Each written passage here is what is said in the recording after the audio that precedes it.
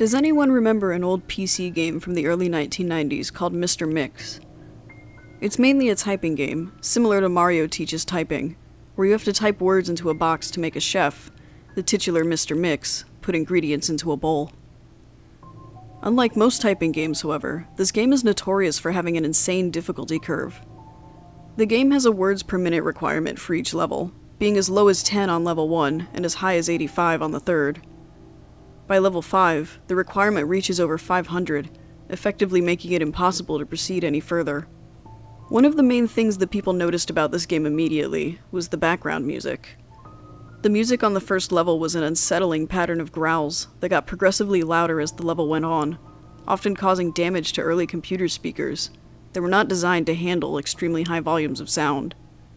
The second level had no music at all, and the third had what sounded like an extremely low-quality recording of a hairdryer playing in the background. The remaining 2 levels had an extremely loud high-pitched ringing throughout the level that caused severe eardrum damage to those who managed to get that far. Another rather disturbing aspect of the game was the design of Mr. Mix himself. He was a large, round-faced, overweight man with large beady eyes and red spots on his cheeks. Most children who played the game reported having vivid nightmares of Mr. Mix, speaking to them in a quiet, raspy voice, and threatening them to keep quiet about something.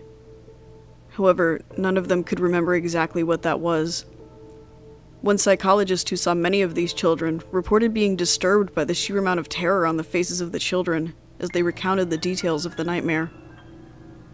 Many of the children broke down into tears in the process, begging for their parents to save them. However, no direct relationship to the game itself could be determined by these few cases, as not all children suffered the same adverse effects. For obvious reasons, this game did not sell very well. It remained in relative obscurity until a few years ago, when PC hackers got a hold of a ROM of the game and started digging through it. Using memory hacking software, they managed to crack the game's code and bypass the impossible 5th level. What they found, however, was extremely disturbing, and caused many of them to quit the expedition altogether. According to the reports these hackers left behind, the game behaves very strangely if the 5th level is bypassed. The game crashes violently and closes, writing a bunch of files to the user's System32 directory, to the point that the RAM was almost completely filled. These files are reportedly pictures of people with horribly deformed faces, appearing to scream in pain and agony, with their eyes appearing to be bleeding from their tear ducts, and their outer layer of skin torn clean off in multiple places. If the user attempts to delete these files, the computer will violently crash and blue screen, causing permanent irreparable damage to the user's hard drive.